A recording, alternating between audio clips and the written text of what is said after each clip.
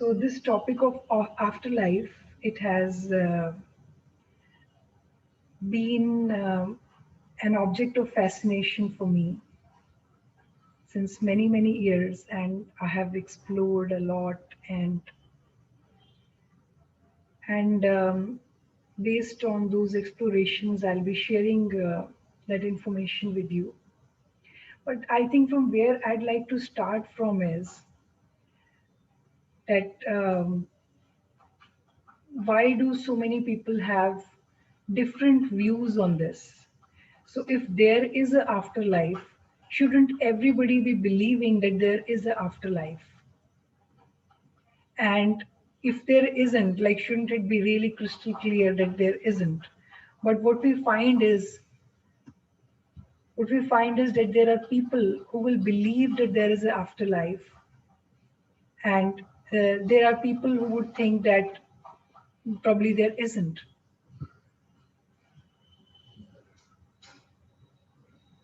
Right, just a moment. Yeah. So,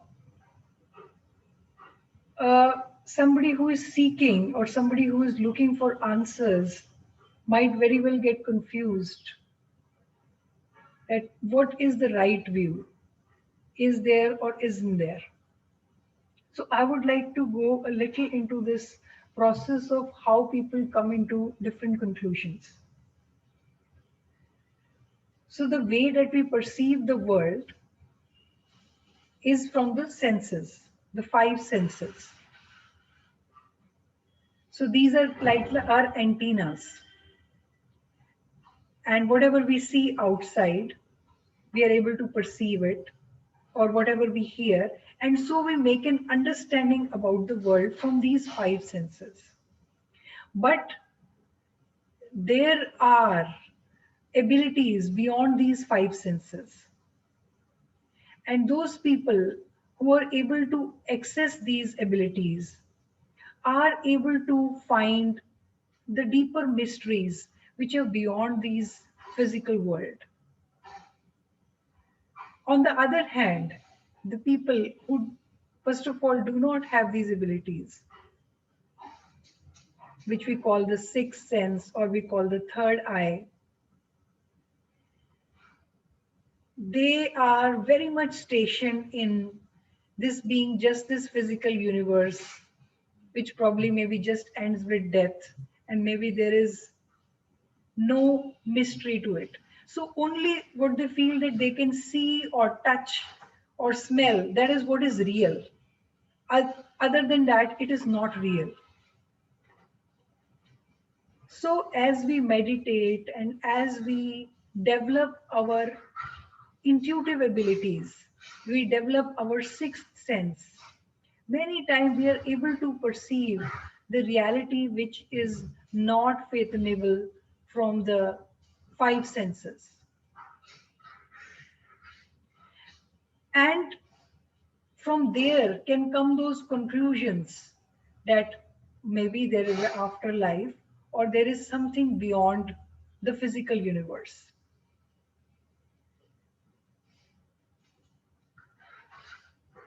So I really feel that the correct way of approaching any topic is to approach with a scientific mind. Be like a scientist. Even if you're hearing me, be very open minded. That is all that is required. So, this talk is not for somebody who is already close minded and already decided that, period, there is no afterlife.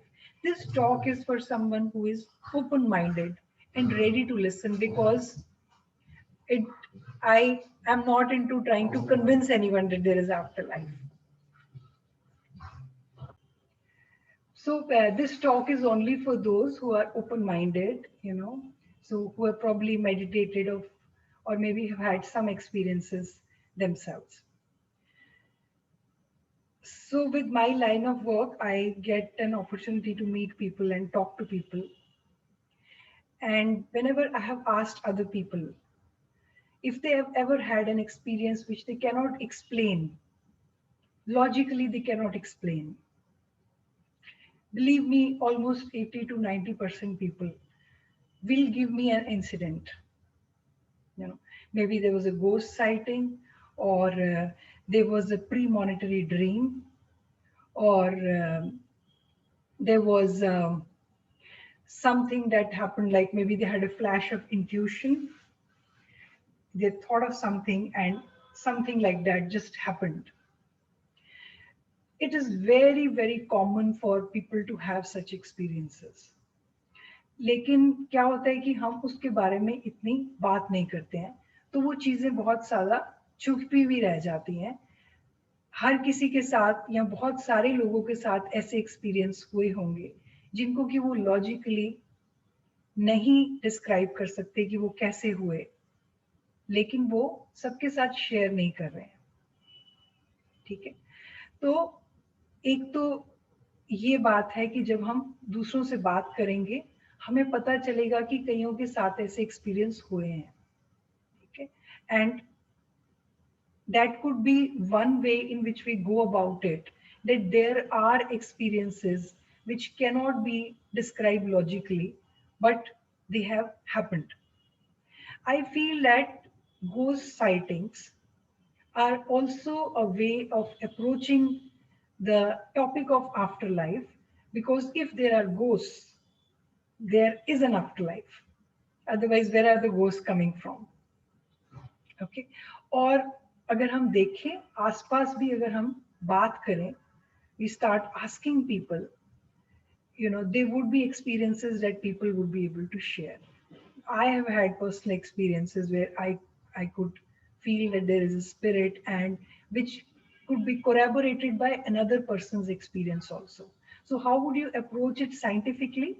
Where it is okay that experience is also seconded by another person or by something that you hear. It's not just your own experience, where it can be called an imagination.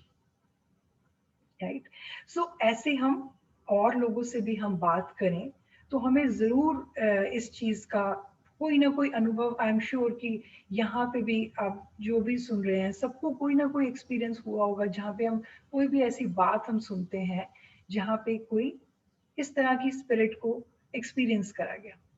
इस तरह की जगहें होती हैं which are called, you know, rightly called haunted places, and जहाँ पे इस तरह की स्पिरिट्स रहती हैं। Right, so there is a lot of material, lot of people who have researched on it, and somebody who is interested can really go into it. मुझे लेकिन सबसे ज्यादा ये जरूर लगता है कि our own experience is primary. Whatever I have experienced is primary.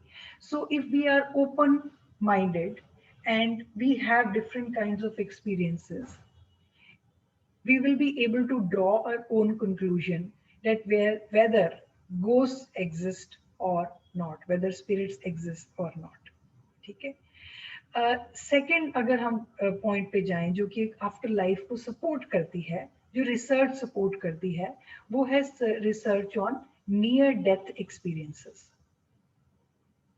So near death experience का क्या मतलब होता है? When somebody has almost died but lived, died in the sense कि पल्स जीरो हो गई थी, हार्ट रेट बिल्कुल भी नहीं था, breathing stopped, but that person came back. और ऐसे लिटरेचर में बहुत सारे केसेस हैं अब, maybe because of the improved resuscitation techniques that we have, और for other reasons may be they are being documented now. So ऐसे बहुत सारे केसेस हैं, like Anita Moorjani is one of the famous persons who is supposed to have come back from death. Doctor Raymond Moody ने इस पे बहुत सारा काम करा है, और वो जो इस तरह के लोग हैं उनको बहुत सारा उन्होंने स्टडी करा, ऐसे लोग जो कि आपस में कभी मिले नहीं हैं। What he found was that they had many similar experiences. So once a person dies, उसके 5-6 चीजें हैं जो कि ऑलमोस्ट सबके साथ वो देखी गई। So one sees a tunnel of light, right? And you know, one maybe goes into that tunnel. One sees कि कोई भी you know, it could be a figure, religious figure like Jesus, Guru Nanak, some figure, religious figure turns up. They see that. They see the loved ones, those who have passed on, as being there to receive them. There is a review of the lifetime that takes place. There's a review of the lifetime which takes place. फिर ऐसा लगता है कि पूरी जो life है वो कुछ ही सेकंड्स में सारी की सारी मेरी आंखों के सामने फ्लैश हो गई, ठीक है। तो उसके बाद जो लोग वापस आ जाते हैं, ये भी देखा गया है कि वो एकदम ट्रांसफॉर्म हो जाते हैं, बदल जाते हैं वो, जैसे कि ज्यादा ह्यूमेन हो गए हो, जैसे कि whatever day that they are living in, it becomes so much more important for them, जैसे जिंदगी में ज्यादा अलाइव हो गए हो वो। सो इस तरह के एक्सपीरियंसेस जो हैं इतने सारे लोगों में देखे गए हैं जो आपस में कभी नहीं मिले। Why are they having similar experiences? So research can also be an important avenue for an open mind who is ready to explore. Okay, so मुझे ऐसा लगता है कि नियर डेथ एक्सपीरियंसेस में ऐसा बहुत एक सच हम अनुभव कर सकते हैं कि हमारी जो लाइफ है वो मरने के बाद कंटिन्यू करती है। So interesting, just in a different way. Third Avenue जो कि मुझे लगता है वो है पास्ट लाइफ रिग्रेशन का। पास्ट लाइफ रिग्रेशन थेरेपी जो है वहाँ पे लोगों को रिलैक्सेशन टेक्निक्स के थ्रू पास्ट लाइफ्स में ले जाया जाता है, जहाँ पे वो अपनी कोई ना कोई पास्ट लाइफ अनुभव करते हैं। तो उसमें देखा गया है, जो कि मैं अपने पर्सनल एक्सपीरियंस से भी कह सकती हूँ, कि कई बार पास्ट लाइफ वैलिडेट हो जाती है। I know at least 2 people personally जहाँ पे उनकी पास्ट लाइफ वो वैलिडेट कर पाए। So there is a plane crash and the pilot का नाम पता है, प्लेन का नाम पता है, and he could find in the records that the plane really did crash. Another woman who experienced that she lived in this village and the village looked like this. वो वहां पे उस जगह पे गई जहां वो कभी नहीं आई थी, एंड वो वहां के लैंडमार्क्स आइडेंटिफाई कर पाई जो कि उसने अपनी पास्ट लाइफ में देखा था। और ऐसे बहुत सारी डॉक्यूमेंटेड पास्ट लाइफ स्टडीज हैं जहाँ पे लोग कई बार ऐसी भाषा बोल देते हैं जो उनको आती ही नहीं है। So if they go into Russian past life, they are speaking Russian. How can that happen? So validated past lives, I feel, are also a great avenue to explore this idea that there is an afterlife. Validated past lives के साथ यहाँ पे हम instances ये भी सुनते हैं, spontaneous past life recall. हमने किसी ना आपने आप लोगों ने जरूर कहीं पे न्यूज़पेपर में पढ़ा होगा कि एक बच्चा है जिसको कि अपनी ही पास्ट लाइफ याद आ गई, और वो बोलता है कि नहीं, ये मेरी फैमिली नहीं है, मेरी फैमिली वहां रहती है और मेरा घर है, ये मेरे वाइफ का नाम है, ये मेरे बच्चे हैं। And then the family did go there and they found that what the child was saying was correct. और ऐसे बहुत सारे पास्ट लाइफ रिकॉल के केसेस हैं जिन पे बहुत सारी रिसर्च हो चुकी है, राइट। सो मुझे लगता है कि पास्ट लाइफ एवेन्यूज एक इम्पॉर्टेंट एक्सप्लोरेशन का जरिया है। So also as a past life regression therapist, जब when I have taken past life sessions, और वहां पे हम ऐसा करते हैं कि पास्ट लाइफ में लेके जाते हैं, and then we let the person live through the significant moments of that life and then come to the dying moment. So जब हम वहां पे देखते हैं कि लोग डाइंग मोमेंट पे पहुंचते हैं तो उसके बाद की क्या जर्नी रहती है, and sometimes when I have let it be and not guide the process at all, I have seen that similarly there's one case study that I recall in which the person who had died, she went back to see her body in the village. So she hung around, looking at the relatives, what they are saying, and till the time she felt ready to leave. And then she flew into the so called astral realms. It is like the higher realms that they go into. So this is, this is a session which is this person is explaining this to me, और ये चीज भी बहुत research करके देखी गई है। Doctor Michael Newton ने इसके ऊपर बहुत रिसर्च करी है जिसको हम कहते हैं लाइफ बिटवीन लाइफ स्टेज। कि अगर हम ये एज्यूम कर लें कि बहुत सारे हमारे पहले पूर्व जन्म होते हैं, तो दो जन्मों के बीच में हम कहाँ थे। तो उन्होंने ऐसे बहुत सारे लोगों को उस स्टेज पे वो लेके गए, बहुत सारे लोग अलग अलग टाइम पे जो एक दूसरे को बिल्कुल जानते नहीं है, और वहां पे सिमिलर चीजें, अगेन लोगों ने सिमिलर चीजें बताई जो कि वो वहां पे अनुभव कर रहे हैं। किस तरह की चीजें अनुभव करते हैं वो, कि हम लोग अपनी लाइफ जो है उसके मेन चैलेंजेस को हम खुद चूज करते हैं based on the lessons that we would like our soul to learn। हम लोग फैमिली चूज करते हैं, हम किस में बॉर्न होने वाले होंगे, हम अपने स्पाउस को चूज करते हैं, हम अपनी जो करियर चॉइसेस है उसको हम लोग चूज करते हैं। जो चैलेंजेस आज हम महसूस कर रहे हैं उनको हम अपने साथ लेके आए हैं so that we can overcome it. तो बहुत सारी पास्ट लाइफ केसेस जब मैं लेती हूँ तो at the and I ask them, you know, when I have taken those cases I have asked them कि आप क्यों आए थे इस लाइफ टाइम में, आपको क्या एक्सपीरियंस करना था। तो कोई भी ऐसा नहीं कहता है कि मैं तो you know I had come to earn like 10 crore. ठीक है, कोई भी ऐसा नहीं कहता है कि I had come to do this PhD। nobody says that। what they say is कि मैं पेशेंस सीखने आई थी, मैं नॉन जजमेंटल एक्सपीरियंस करना चाहती थी कैसे हो सकता है, मैं अनकंडीशनल लव एक्सपीरियंस करना चाहती थी। ये चीजें हैं जो कि हम एक्सपीरियंस करने के लिए, अनुभव करने के लिए हम आज इस धरती पर आए हैं। लेकिन क्या होता है कि जैसे ही हम बॉर्न होते हैं, एक सोल जो है वो एमनीशिया की स्टेट में चली जाती है कि हम सब कुछ ये भूल जाते हैं।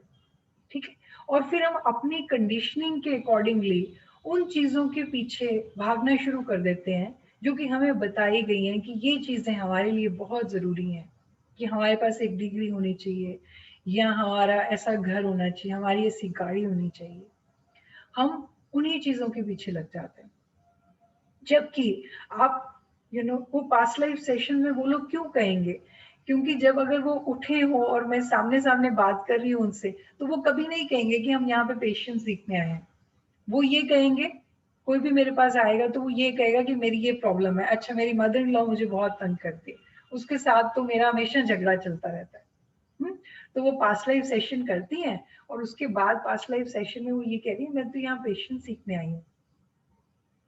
तो वहां पे जो उसकी मदर इन लॉ का रोल है वो बिल्कुल सही है, क्योंकि उनका रोल ही वो है कि वो उनको इरिटेट करेंगी, उनको कुछ ना कुछ गलत बोलेंगी, ताकि वो पेशेंस को एक्सरसाइज कर पाए। राइट, लेकिन क्या होता है कि जब हम एमनीशिया की स्थिति में होते हैं, जब हमें कुछ याद ही नहीं है, तो हम इन चीजों में इतना उलझ के रह जाते हैं कि इसने मुझे ये कह दिया और ये मुझे इतना तंग कर रहा है, इसने मुझे चीट कर लिया, इसने मुझे धोखा दे दिया, तो हम उसमें उलझ के रह जाते हैं। ठीक है, लेकिन जब हम पास्ट लाइफ के जरिए से हम देखते हैं तो हमारा व्यू पॉइंट एकदम अलग हो जाता है। तो मुझे ऐसा लगता है कि पास्ट लाइफ स्टडीज जो हैं वो भी एक बहुत इस चीज की तरफ इंडिकेट करती हैं कि हमारी कोई ना कोई आफ्टर लाइफ हो सकती है, कि नहीं तो ये लोग कोई इमेजिन करके बोल रहे हैं क्या। ठीक है, फिर मुझे जरूर एक चीज ये भी लगती है कि अगर फिर भी मन में हो कि हाँ, हमारा कई बार जब पर्सनल एक्सपीरियंस नहीं हुआ होता, कि हमने कुछ भी ऐसा महसूस नहीं करा जो कि हम कहें कि हम इसको डिस्क्राइब नहीं कर सकते लॉजिकली, तो हमारे मन में फिर भी शंका एक रहती है। तो मुझे फिर भी लगता है कि हम फिर भी चूज कर सकते हैं कि किस बिलीफ को मानने का आपको फायदा हो सकता है। मुझे लगता है कि अगर मैं ये चीज को मान लूं कि ये हायर क्वालिटी हो सकती है, आप सोचिए कि पेशेंस या लव या नॉन जजमेंटल होना एक हायर क्वालिटी है। और अगर मैं कहूँ कि मेरे किसी से कॉन्फ्लिक्ट चल रही है और मैं गुस्से में रह रही हूँ, और गुस्से में रहने से शायद मेरी सेहत खराब हो रही है, मेरा मेंटल स्टेट नीचे जा रही है, तो उससे अच्छा क्या ये मान लेना नहीं है कि एक आफ्टर लाइफ है और इस चीज का कुछ मतलब है। अगर इस इंसान के साथ आज मेरी कॉन्फ्लिक्ट चल रही है तो शायद इतने जन्मों से चल रही थी, और शायद मुझे जहां पे पहुंचना है वो वहां पहुंचना है कि मैं एक अनकंडीशनल लव और लेटिंग गो में हूं। तो मुझे ऐसा लगता है कि अगर हमारे पास कोई भी एविडेंस ना हो, फिर भी ये जो बिलीफ है, ये एक मन को बहुत शांति पहुंचाता है, और दूसरा हमारा एक पाथ सही करता है।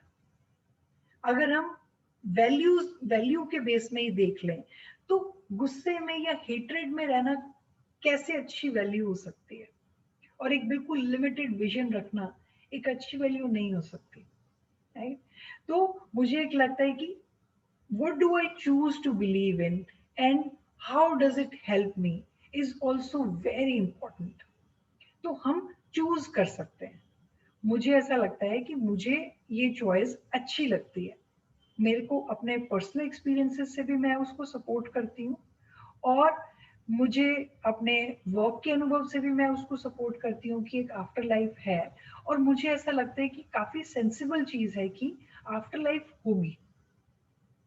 सो इसके अभी ही कुछ दिन पहले एक बुक है एस्ट्रल सिटी, वो मैं पढ़ रही थी, तो वो भी इसी चीज के बारे में है, जहाँ पे उन्होंने आफ्टर लाइफ को ही डिस्क्राइब करा है।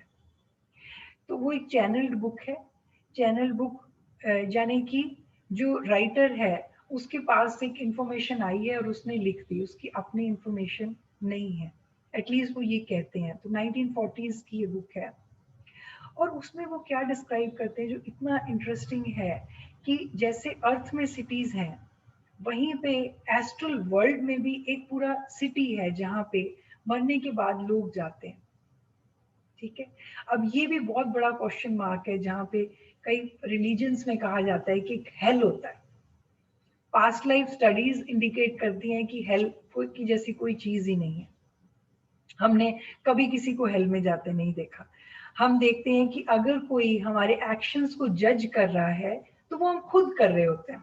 हम खुद देखते हैं कि ओ, मुझे तो यहाँ पे फॉरगिवनेस सीखनी थी, लेकिन मैं तो इतने गुस्से में बदले की भावना में रही, तो मैं नहीं सीख पाई। तो मैं खुद अपने आप को ही जज कर रही हूँ, कोई मुझे नहीं कर रहा है। लेकिन कई लोग हेल को अनुभव करते हैं, तो वो हम कैसे करते हैं कि हम क्रिएटर्स हैं, हम इस लाइफ में भी क्रिएटर्स हैं, हम अपनी लाइफ क्रिएट कर रहे हैं, वहां भी हम अपनी लाइफ क्रिएट करते हैं। तो अगर हमारा विश्वास हेल में है, हम उसको वहां पे क्रिएट कर लेंगे अपने लिए। अगर हमारे अंदर इतना ज्यादा गिल्ट है अपने अंदर कि हम बुरे इंसान हैं, मैंने बहुत बुरे काम करे, तो वहां पे हम क्रिएट कर लेंगे। वो सब इमेजिनरी होगा, लेकिन हम क्रिएट करेंगे। और वहां पे एस्ट्रल सिटी में बहुत प्यारा वो डिस्क्राइब कर रखे हैं उन्होंने, कि उसके बाद में जब वो इंसान सरेंडर कर लेता है कि calling out to the higher power कि गॉड हेल्प मी। जब हम अर्थ में होते हैं तो हम बहुत ईगो में होते हैं। तो एस्ट्रल सिटी में जिस कैरेक्टर को डिस्क्राइब करा वो डॉक्टर है, और वो बहुत उसको लगता है कि मैं तो मतलब मैं कितने लोगों को इलाज करता हूँ और मैं बहुत अच्छा इंसान हूँ और मैं बहुत ही पढ़ा लिखा हूँ और ये बहुत अच्छी चीज़ है।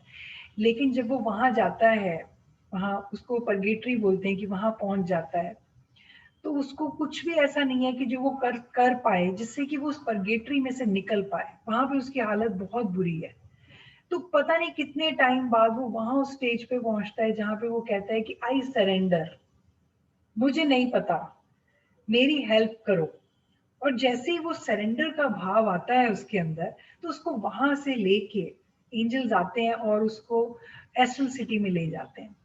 तो वो कहते हैं कि वो हमेशा ही वहां होते हैं, लेकिन क्यों हम अपने आप में इतने ऑब्सेस हो रहे होते हैं कि हम वो देख ही नहीं पाते कि वो हैं, राइट? तो वो एस्ट्रल सिटी में ले जाते हैं, और वहां पे जैसे अर्थ का सिटी है वैसा ही सिटी है, वैसे ही वहां पे हॉस्पिटल्स हैं, और जहाँ पे उनको वो जो सब इमोशनल प्रॉब्लम्स थी, बॉडी की इश्यूज थी, उसको लेट गो करने में हेल्प करते हैं। सो देखिए, मतलब ये एक वर्जन है, मैं आपको ये कहना चाहती हूँ कि इस तरह का वर्जन एक ऐसी बुक में है, और ऐसी बहुत सारी बुक्स हैं जिसमें आफ्टर लाइफ को बड़े अलग अलग तरीकों से डिस्क्राइब कर रखा है, और बहुत सारों में पैरेलल्स भी आते हैं, जैसे इस तरह से लोग ट्रेवल करते हैं। अगर माइकल न्यूटन का हम रिसर्च देखें तो वहां पे वो बताते हैं कि अपने गाइड्स के साथ नेक्स्ट लाइफ टाइम प्लान करी जाती है, जो कि एस्ट्रल सिटी में भी डिस्क्राइब करा गया है। अब ये पास्ट लाइफ रिसर्च के साथ भी मैच करता है कि हम अपना हेल क्रिएट कर सकते हैं, ठीक है, जो वहां पे उन्होंने क्रिएट कर लिया, ठीक है। और जैसे हम सरेंडर करते हैं, जैसे हम ट्रस्ट करते हैं, so all the help is given to us. What is so important is to be of service. Astral city में ये वो डिस्क्राइब करते हैं। तो इस तरह से मैं कहना चाहती हूँ कि बहुत सारी ऐसी रिसर्च है जो कि इस तरफ पॉइंट करती है कि there is an afterlife. मुझे ऐसा लगता है कि अगर ये विश्वास हर इंसान में होता अर्थ में, ठीक है, तो हम कितनी सारी चीजें बेटर करते। कि अगर इफ वी आर थिंकिंग कि I am committing a theft, और आई एम हर्टिंग समवन, और I am murdering someone, and I am cheating someone, and I am getting away with it, we can never get away with it. हम ही होंगे जो एक spot पे जाके अपने ही एक्शंस को हम देखेंगे, हम ही अपने आप को जज करेंगे। हमारा कोई भी एक्शन, हमारा कोई भी थॉट, हमारा कोई भी वर्ड्स हमसे छुपे नहीं है। तो अगर ये विश्वास सब में होता तो मुझे ऐसा लगता है कि वो कितने बेटर एक्शंस करते। ऐसा नहीं है कि सिर्फ यही अर्थ है और यहीं पे सिर्फ जो एक्यूजिशंस की दौड़ लगी हुई है कि मेरे पास ज्यादा कैसे हो सकता है, मैं इतना इंपॉर्टेंट हूं, मेरा दर्द, मेरी suffering, so much of self obsession, right. और अगर हम आफ्टर लाइफ को महसूस करें और हम महसूस करें कि हमारी ट्रू आइडेंटिटी क्या है as souls in journey, and we are all in it together, and what counts, what is important, what would be valued, one kind word। जब आप वहां पे अपना लाइफ टाइम रिव्यू देख रहे होंगे तो एक काइंड वर्ड आपका काउंट होएगा कि ये इस टाइम पे मैं इतनी अच्छे से मैंने किसी के साथ बात कर ली, you know, and you would feel good about it at that time, right. तो हमारा एक कंप्लीटली वर्ल्ड व्यू चेंज हो सकता है अगर हम इस चीज पे विश्वास करें। तो मुझे लगता है कि ओपन माइंड रख के हम सब लोग ज़्यादा रिसर्च भी कर सकते हैं और इस चीज़ के बारे में और जानने की कोशिश कर सकते हैं। अभी एक बड़ी बड़ी ब्रीफ मेडिटेशन मैं आपके साथ करने लगी हूँ जो मुझे बड़ी इंटरेस्टिंग लगी, कि हम लोग मेडिटेशन में अटेम्प्ट करेंगे कि हम अपने ही डाइंग मोमेंट पे जाएं, and when we die and we look back at our life and we look back to see what I could have done different, how I, could have lived, what are the choices that could have been different that I would have liked to make. I feel that अगर हम ऐसी meditation करें तो शायद आज हम life में उन चीज़ों को वैल्यू दे पाए जो कि सच मायने में हम लास्ट मोमेंट पे जिसको हम वैल्यू करेंगे।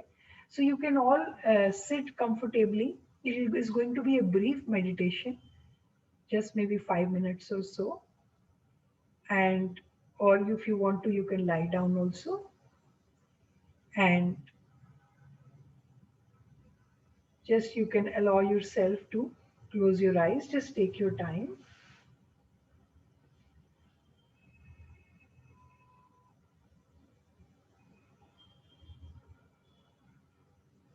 जैसे आप अपनी आईज क्लोज करते हैं, अपनी ब्रीदिंग के ऊपर ध्यान आप देते हैं, क्योंकि हम इस टॉपिक के बारे में बात कर रहे थे तो आपके लिए बहुत आसान होगा अपने आप को एक प्रोजेक्ट करना एक ऐसे फ्यूचर टाइम में जब आप अपने शरीर को छोड़ने के लिए तैयार हैं।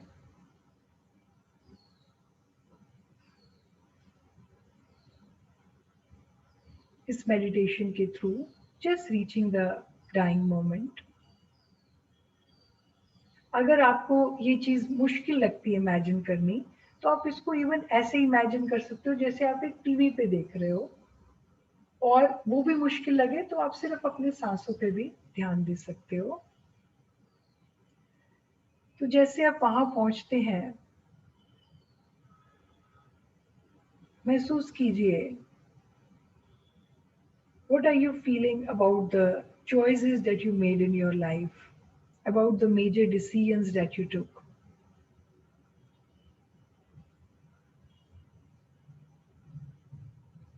अगर आप रीडू कर सकते तो ऐसी कौन सी चीज है जो कि आप डिफरेंटली करना चाहते?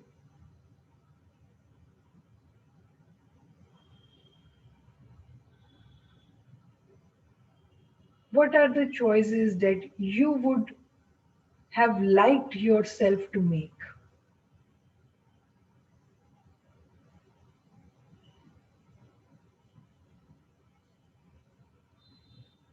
इस मोमेंट पे क्या लग रहा है आपको कि what is the most important thing in life?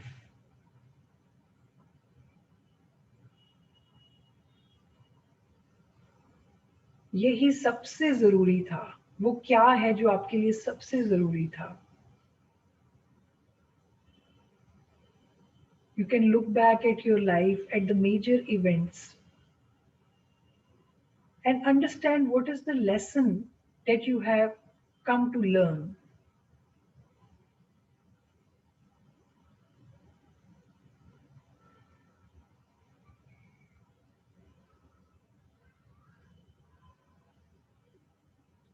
In major happenings के थ्रू एहसास कीजिए कि क्या पर्पस था इस लाइफ टाइम का, क्या लर्निंग थी,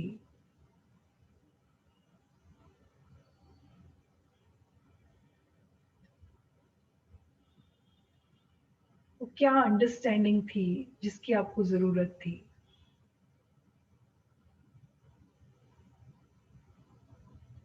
ऐसा क्या था जो आपको छोड़ देना था, लेट गो कर देना था?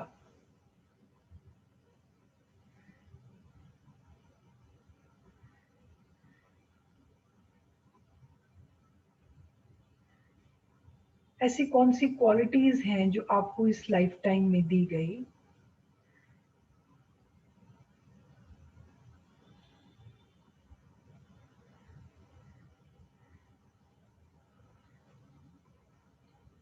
कौन से चैलेंजेस के साथ आप इस लाइफ टाइम पे आए हैं?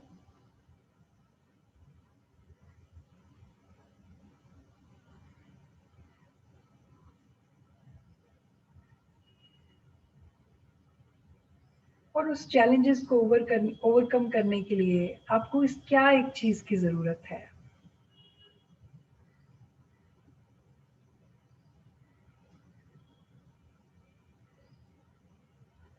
आज इमेजिन कीजिए कि इस मेडिटेशन के थ्रू वो एक जो क्वालिटी है, वो एक जो अंडरस्टैंडिंग है जिसकी आपको रिक्वायरमेंट थी, इमेजिन कीजिए कि आपके गाइड आपके साथ हैं, आपके गुरु आपके साथ हैं, और क्योंकि आप एक सरेंडर के भाव में हैं तो आपको वो एक क्वालिटी और वो एक अंडरस्टैंडिंग वो ऑफर करते हैं, और आप बहुत हम्बली उसे रिसीव करते हैं।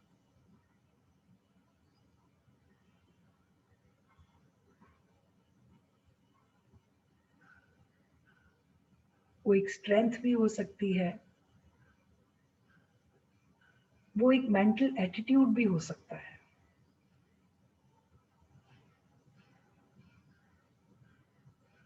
और उसको रिसीव कीजिए, कंप्लीटली अपना बना लीजिए।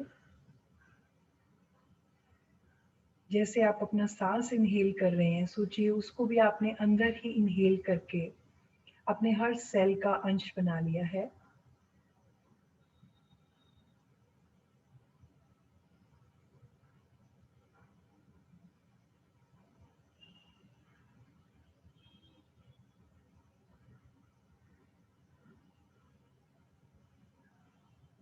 और अब जिस क्वालिटी के साथ अब आप हैं, जिस स्ट्रेंथ के साथ अब हैं, तो वापस जाइए इस प्रेजेंट मोमेंट में। महसूस कीजिए उस क्वालिटी को, उस स्ट्रेंथ को अपने अंदर।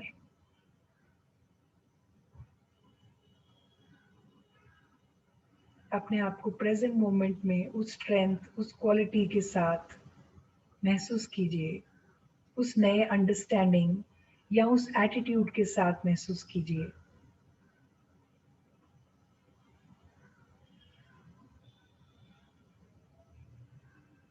और ऐसा सोचिए कि अब यहाँ से आप अपनी जिंदगी जी रहे हैं, अपनी चॉइसेस कर रहे हैं।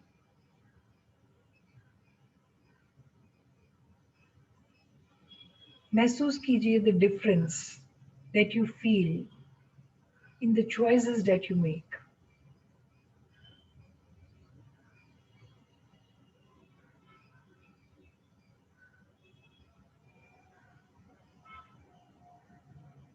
उस डिफरेंस के साथ, उस चेंज के साथ महसूस कीजिए आप क्या महसूस करते हैं। What is that feeling that you get जब आप वो डिफरेंट चॉइसेस बना पाते हैं, क्योंकि आपके पास वो एक स्ट्रेंथ है। और उस एहसास को कंप्लीटली अपने अंदर महसूस होने दीजिए।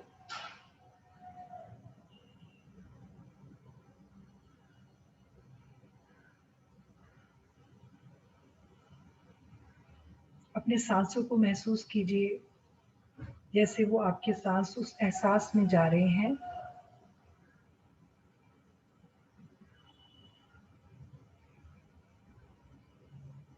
I accept this strength in me now.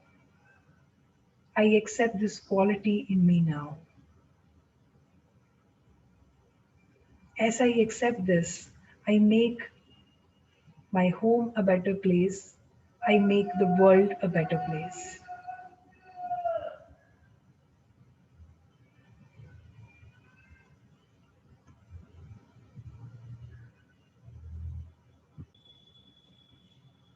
अपनी सांसों पे आ जाइए, अपनी सांसों पे ध्यान दीजिए।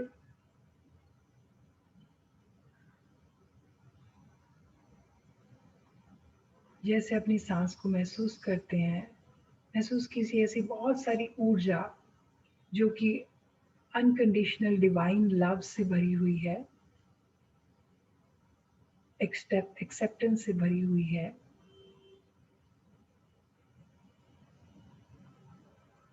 उसको इनहेल कर रहे हैं आप।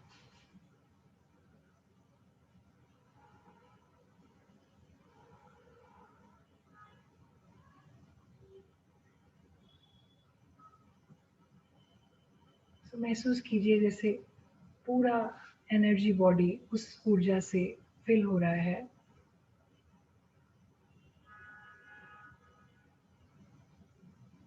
I am so loved.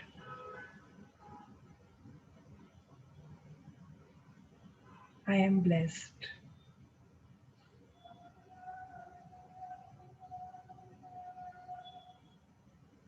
और यही लव, यही ब्लेसिंग्स महसूस कीजिए आपसे बाहर एमिनेट कर रही हैं, as if radiating out of you, filling the space that you are in.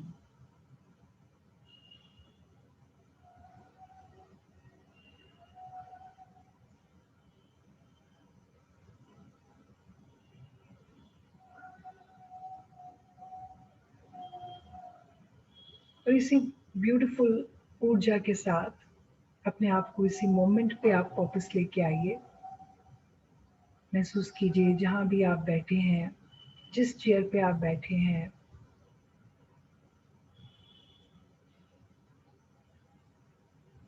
and just being in this thought, I love myself, and that love flows out of me and fills the world. Just being stationed in this thought and then slowly opening your eyes, coming back to this moment.